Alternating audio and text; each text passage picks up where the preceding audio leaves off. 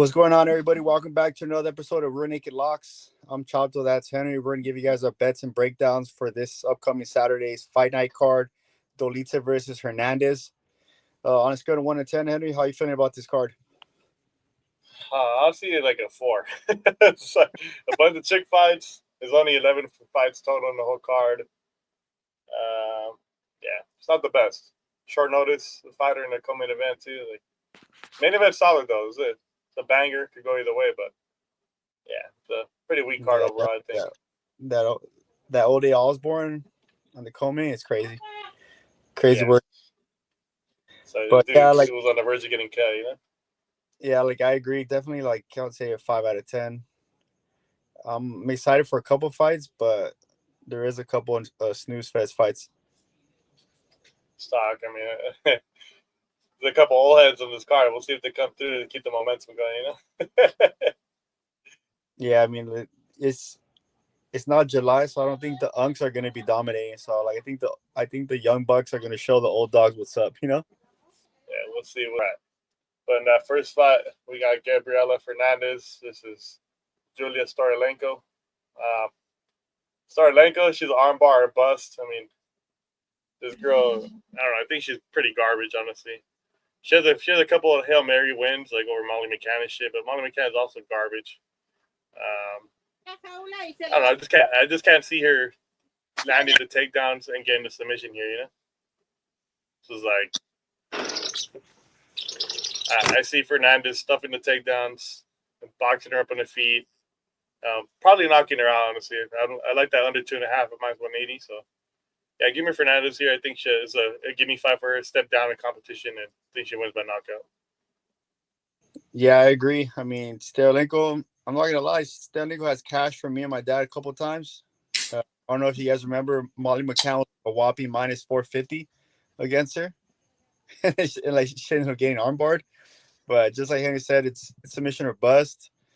And then Fernandes has the significant striking advantage. And Fernandes isn't like a top prospect yet, but I feel like she has enough to stuff the takedowns. And I can see her finishing Stoliarenko with probably like within 2. So my official pick is Fernandes. Like I'm not comfortable in picking this one-dimensional female fighter. Yeah. I mean, Fernandes is young. She did lose her first 2 UFC fights because her takedown defense was looking lackluster. But I mean, she's young. She's getting better. She stuffed the last couple takedowns that they shot on her. And Stoliarenko's not the world class wrestler. It's more from people going into her guard and then she armbars them. You know. So yeah, I think Fernandes cruises here. Yeah. Next up, we got Medic versus Urbina. Man, I'm not gonna lie, man. I'm a fan of Urbina, you know, but he's just been super lackluster in the UFC, inconsistent, and just been getting dominated. Like he lost to Tresean Gore, and as you can, like, if you guys watched the last episode, like Tresean Gore is beyond garbage, and like he doesn't deserve to be in the UFC, and like he made Urbina look even more dog shit.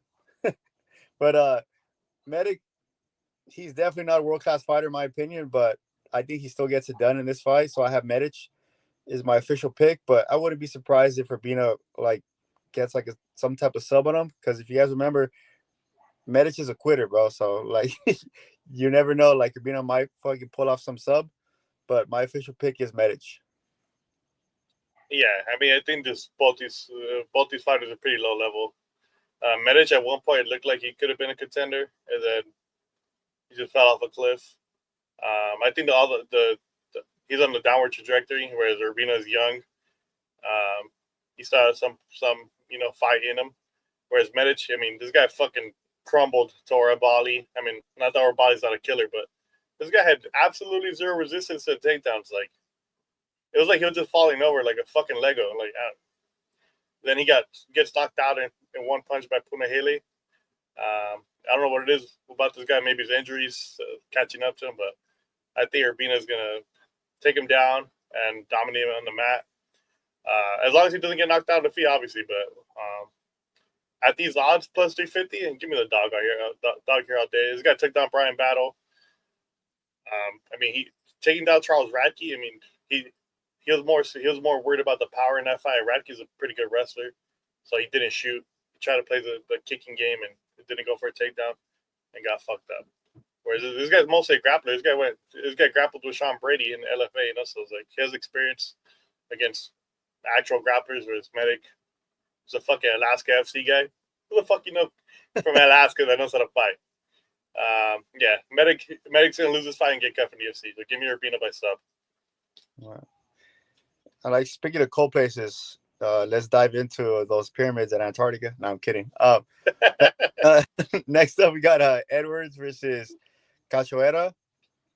Side note, I don't know if you guys have seen Hot Tub Time Machine, but Cahoeira reminds me of that guy that cut his arm off with when he was flinging the chainsaws in the air. But stay tuned towards the end of the video for my parlay on Edwards. So that kind of gave it away. My pick is Edwards. Cachoeira is an older fighter, and I just think she's not good, bro. Like, she's a walking punching bag. Like, I know she's coming off a KO win, I believe, but I think Edwards is too slick on the feet. And I'm actually a fan of Edwards. Like, she's actually pretty good. Striking wise, her grappling is kind of mid, but I think she has enough to beat Cachoeira, in my opinion. So I have Edwards. No, I agree here. I was trying like, I had fucking told Chato a couple days ago about like potential dogs that we're trying to look into. At first, I thought Cachoeira was one of them, but this girl's small, super small for the division. Her wins are. She beat Josie Nunez, who's also small for the division. It's like Edwards is a big girl. She's been mixing in her takedowns. She's been improving her clinch game. She has good kicks. She has pretty decent power.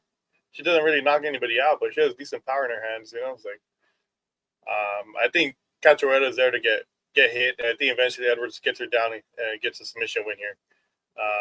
Give me Edwards by Riddick choke. I like that. The next fight, we got a can crusher. We got Elijah Smith versus Kazama. I don't know what the fuck. I don't know what the hell Kazama's doing here, bro.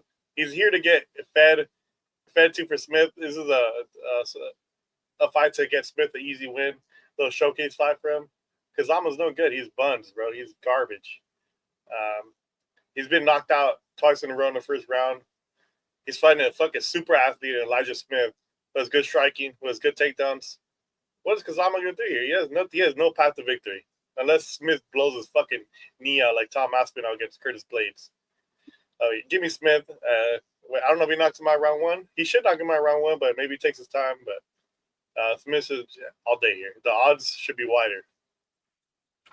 Yeah, I agree. Smith is a lock in this one.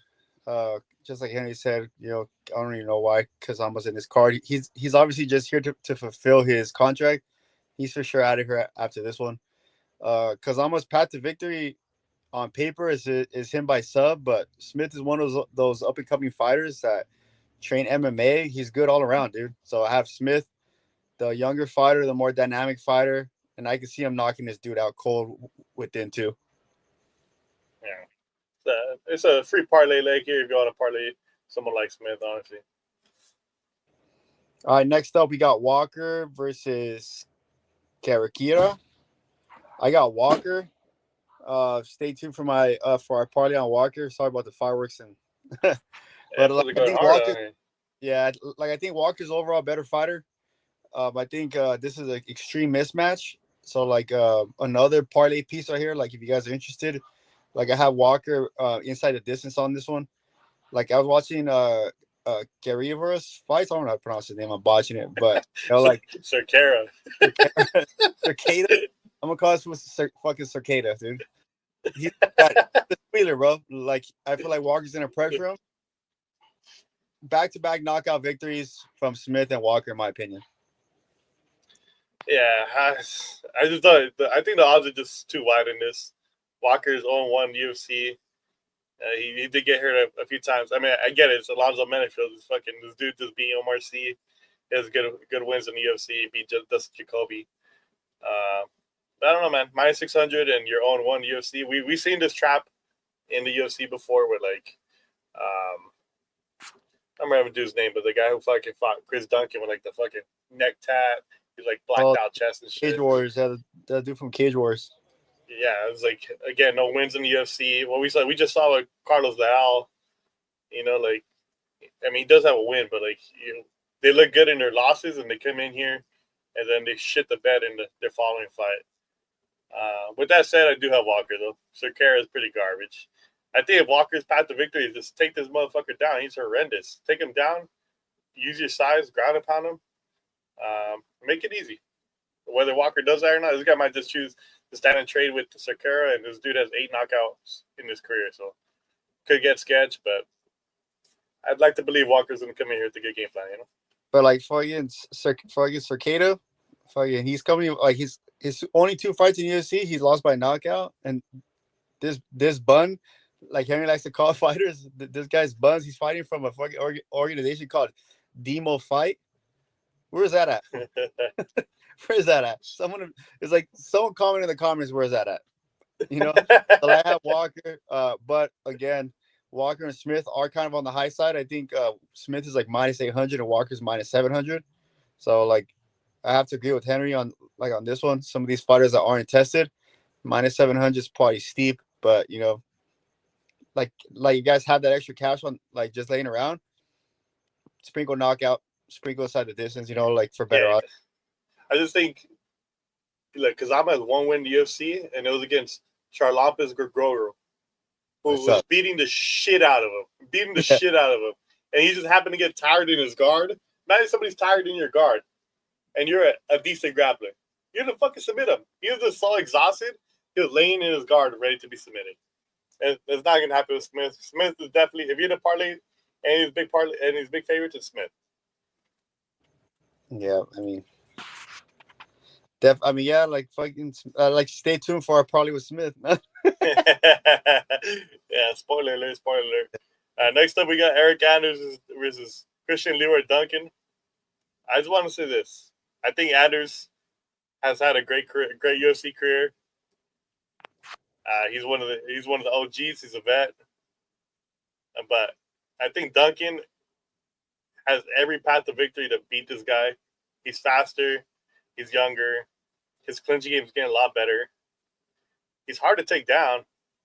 And Anders, this guy, he got fucking knocked down by Jamie Pickett. Got knocked down by Chris Weidman. Got knocked down by Marc-Andre Barriero. These are his last 3 fights. It's like, Jamie Pickett's fucking horrendous. Chris Weidman's washed. Barriero is washed. Honestly, if Duncan doesn't win this fight, I might just retire.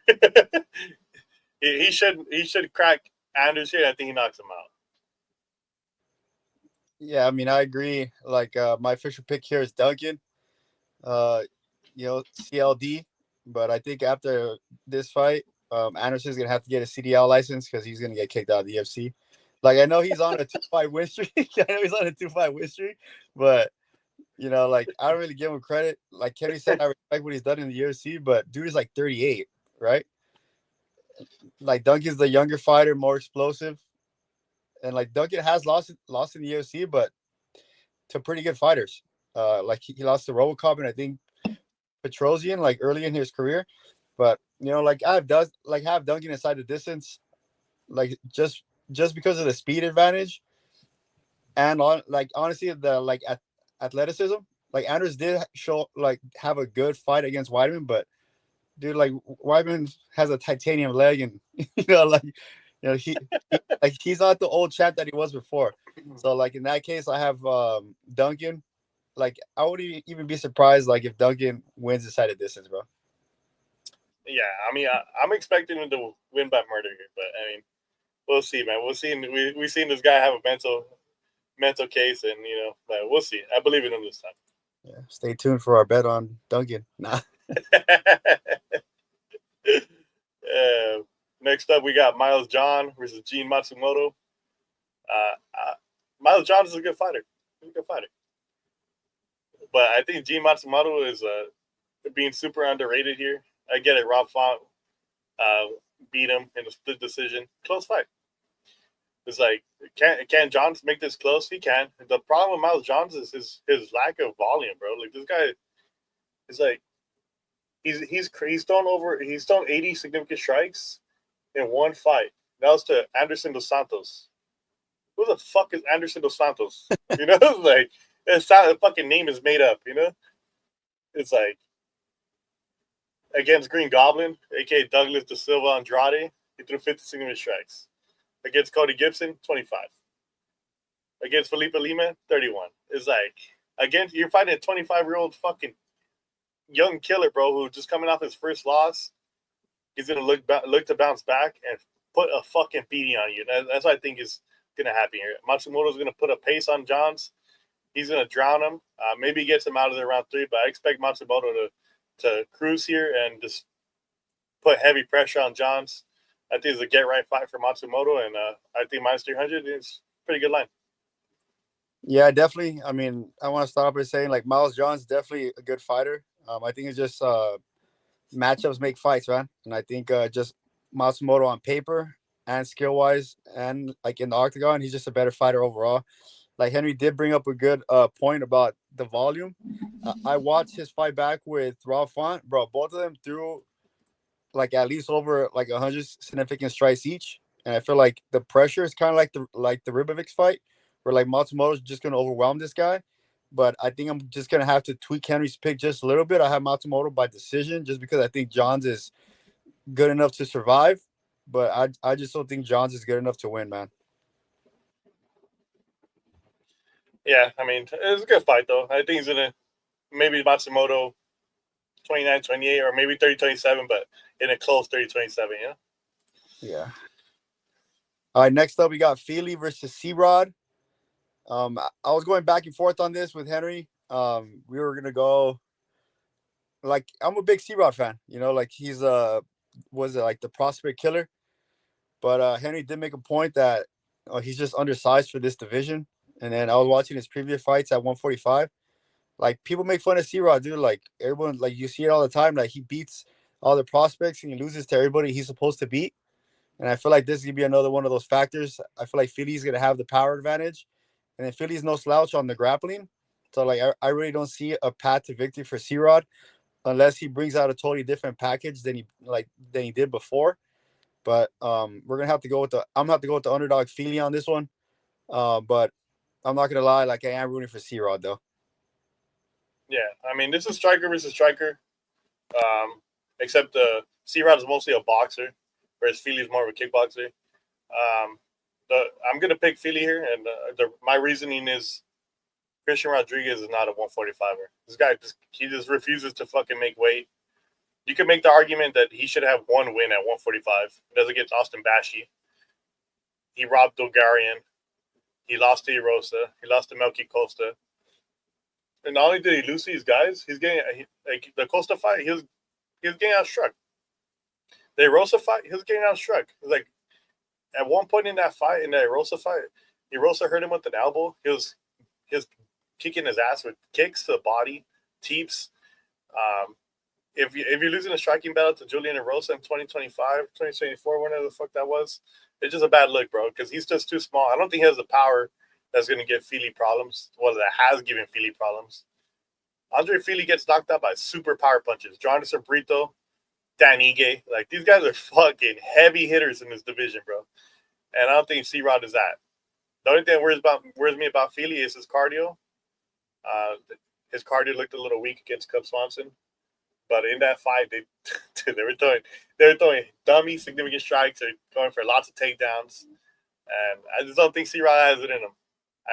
In fact, I think Fili can knock him out. Will he? I don't know. But I think Fili has a good chance to knock his ass out here. Yeah, give me Fili money line, especially at plus 205.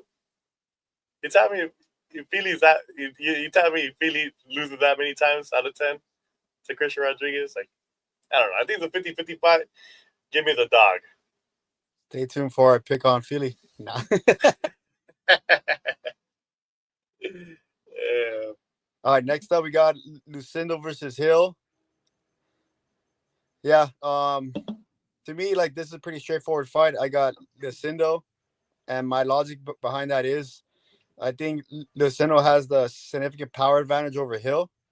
Like I know Lucindo's coming off that loss against I forgot her first name, but Lemos. yeah, like AKA Storm. But I feel like she lost that fight because of the takedowns and the power that Lemos brings to the fight. But I don't think Hill's that. Like Hill's all volume, no power. And like even like her past fights, she's like a hit or miss when it comes to the consistency of her volume. You know, like she's one of those fighters that fights a lot, but I honestly don't really think she's that good. So I have the Lucindo because of the power advantage, and like I even feel confident saying the grappling advantage. So like I have the Lucindo money line. I honestly don't feel like there's gonna be a decision. I mean, like I honestly feel like this fight's gonna go to a decision because we all know like Hill's good at surviving. She has pretty good footwork, and I could just see her getting dominated, but also like doing just enough to survive.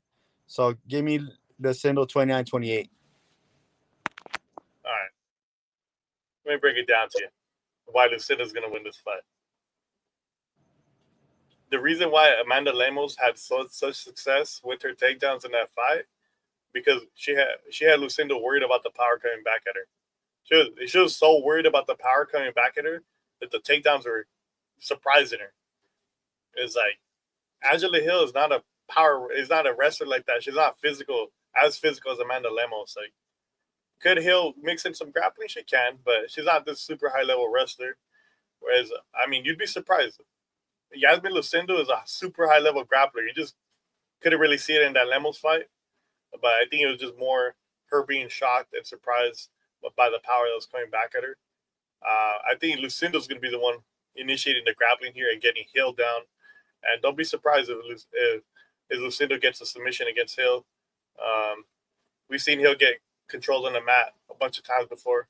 We've seen her get out physical. We've seen her get outgunned. I think she's outgunned here at all levels. Unless Lucindo gets super freaking tired in round 3 and Hill comes out here and lands a 10-8 round. I just don't see it. I think it's another get-right fight. Just like Matsumoto, I think they're giving her not a layup, but a fight that she should win and in order to get back in the win column. So give me Lucindo by decision.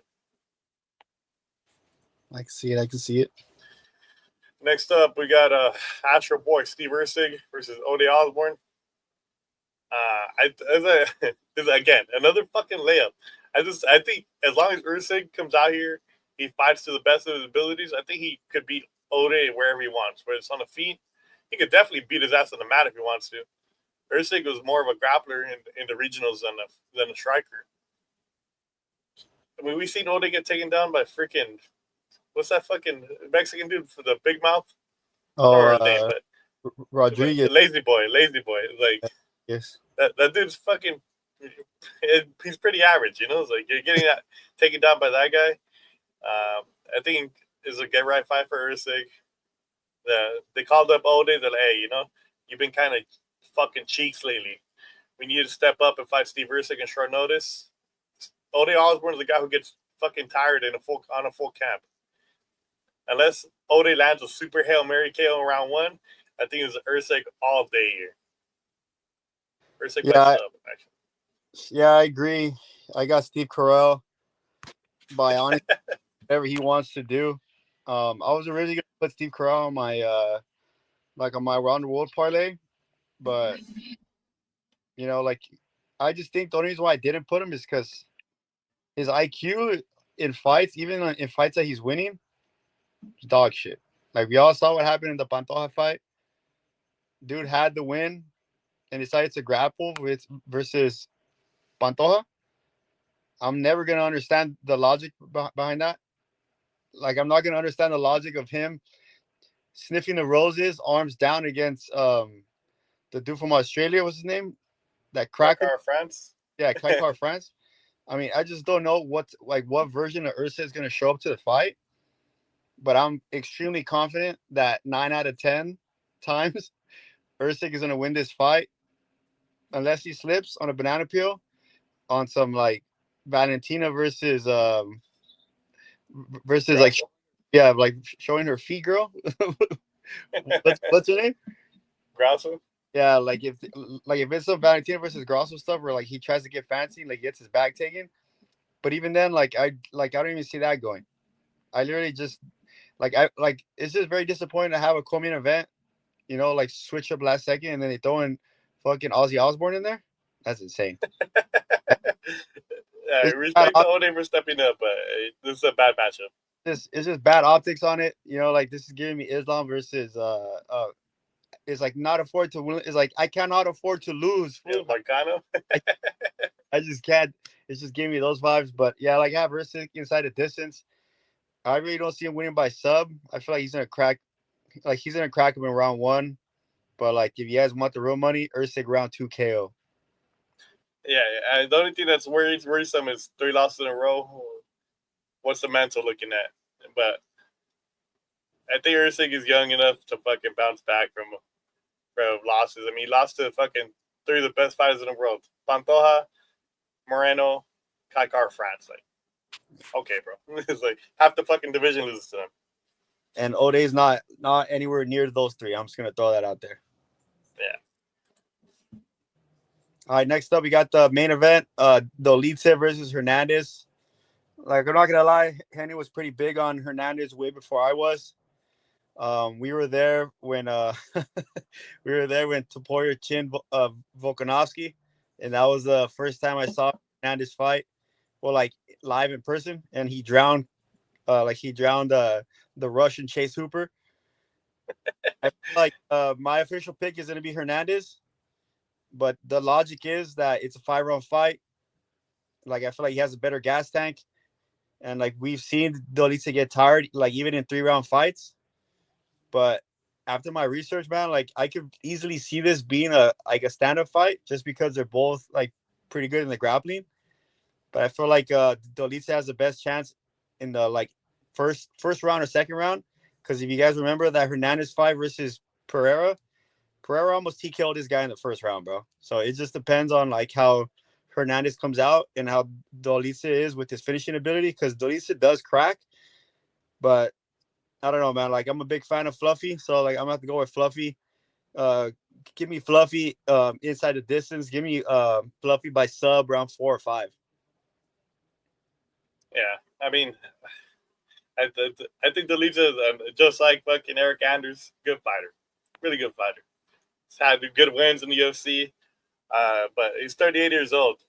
Like maybe if he was a little younger, I'd be a little bit more worried for Fluffy.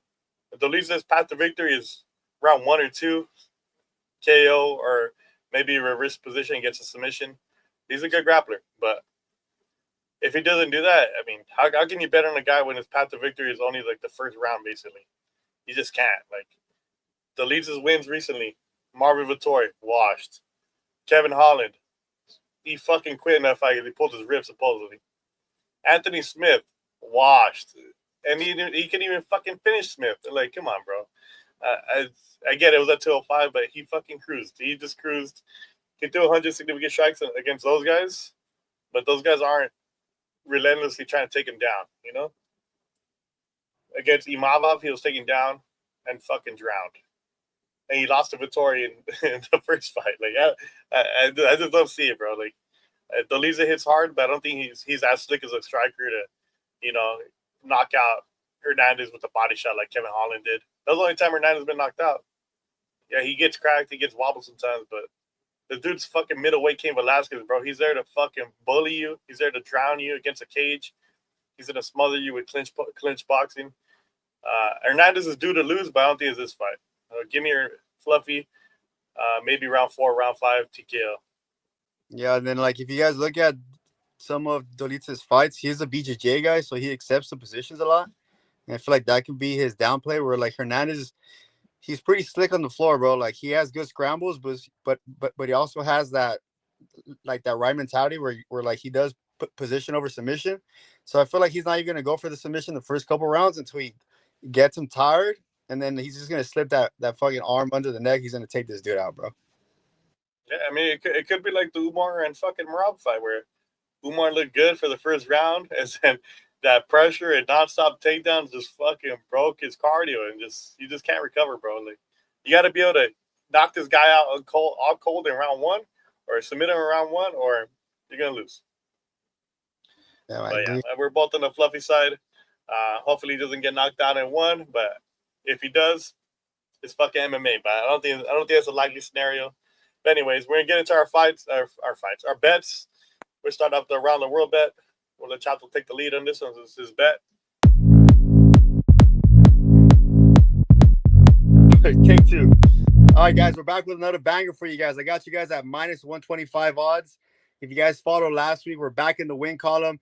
Like I picked 3 fighters that have 3 significant wins and 3 clear path to victories. I got my first leg coming from the United States. I got Elijah Smith, the younger fighter, the more dynamic fighter. He has a significant grappling and grappling control over his opponent. He's going to be steep in odds, but catch him right now because I could easily see him being minus 1,000 come fight day. Second leg, I got the Panamanian monster, Edwards. She has a significant striking advantage against her opponent. Give me Edwards by decision. Pretty straightforward fight, in my opinion. She has a clear path to victory, and it's those 2 hands, left and right, baby. Last leg is going to be Leroy Duncan, a.k.a. CLD. I'm telling you right now, after Anders gets mopped, he's going to have to get a CDL license, get him out of the UFC. All right, Duncan, the like younger fighter, more explosive fighter. Give me CLD by KO round 2. If you guys want better odds, CLD inside the distance, baby.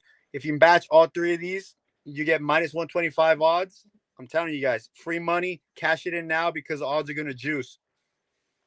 100%. I mean, just like last week, sometimes you just got to pick winners, you know, like cards like this where the odds are just dummy steep. Just pick the 3 winners and, you know, count your money.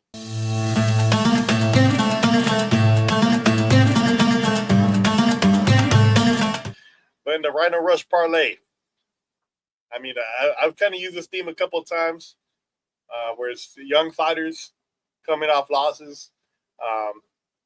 I think this is a bounce back fight for both. Matsumoto, he's fighting Miles Johns. Again, good fighter. This guy doesn't throw enough output to beat somebody like Matsumoto. I think Matsumoto's going to shoot nonstop. He's going to throw tons of volume. I think eventually he's going to drown Miles Johns. We see Miles Johns kind of crumble in some fights. You know, it's kind of lucky he doesn't get finished in some of them. I think he could get finished here. But this will be on the safe side to stick the money line, Matsumoto money line. And the second leg, we got Yasmin Lucindo. She's fighting Angela Hill. Angela Hill, she's 40, man. You know, we eventually we gotta stop thinking of her as like some young fighters in her prime. She hasn't, you know, she's been exchanging wins and losses lately, you know. And I think here, fighting someone as young as Lucindo, I think Lucindo's gonna be able to out grapple her, out muscle her, out strike her. Don't be surprised if Lucindo gets a submission. But you parlay both of them, parlay both their money lines, you get plus 102 odds. Plus money for 2 fighters that are way younger than their opponents, have way more paths to victory. Come on, man. Give me that all day. So, Master Rhino Rush Parlay, hey, but we've been fucking killing it, man. We've been fucking killing it. The original Rhino had this shit in the slums. It's like, yeah, we're bouncing back slowly but surely. I think this one catches easy. So, match it plus 102 odds.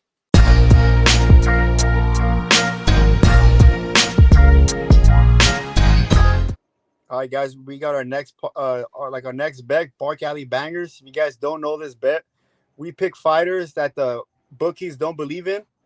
And this week we have Fili at plus 205 odds. Plus 205 odds. Me and Henry are excited about those odds because Fili has a clear path to victory, and that's his power. Like Christian Rodriguez, he's not a 145er, just like Henry broke down like in the previous card. Like he's not a one. Like he's only 145 because he can't make 135. Right. So like Fili has a significant striking advantage, but also he's no slouch on the ground. I really don't see a path to victory for C-Rod, but I'm telling you, Bar Caddy Bangers is about fighters that come to fight, and even in Fili's losses, he's always come to fight. So like I'm down to put my money on him, and we're gonna pick fighters like this all day. 100%. I mean, plus 205. This is the biggest money line we've taken so far in Bark Alley. I mean, so far we're 2-4. The dogs that we think are gonna bark haven't been barking lately. We got the Ritter, we got Benio Dariush, and now we got Andre Fili. I think Andre Fili is a better fighter than C-Rod, at least right now. I think C-Rod is a good fighter, but he's one of those fighters who's, it's unfortunate but because of his size, he's in betweener, bro. He's in between 135 and 145. He can't make 135, too small for 145. And he's fighting one of the bigger guys in the division who can grapple, who can strike, who has power. You know, like this guy. And C-Rod he's not this super defensively sound guy, bro. He's there. He likes to throw down. Except at 135, he had size, so he was able to bully these guys a little bit. Yeah, 145, not going to happen. I think Andre Fili fights tough, and I think he wins by decision or maybe a late knockout. But I believe in Andre Fili, and I think he gets back in the win column right here, and let's do it. Definitely. Let's get it. Yeah, like in C-Rod, he's super inconsistent. Like if you guys are numbers guys, he beats everybody he's not supposed to beat, right? I'm telling you right now, he's not going to beat Fili. If at plus 200 odds against a guy that's inconsistent, I'll take that every day, man. It's a coin flip fight. 50-50, I'll take those odds. 100%.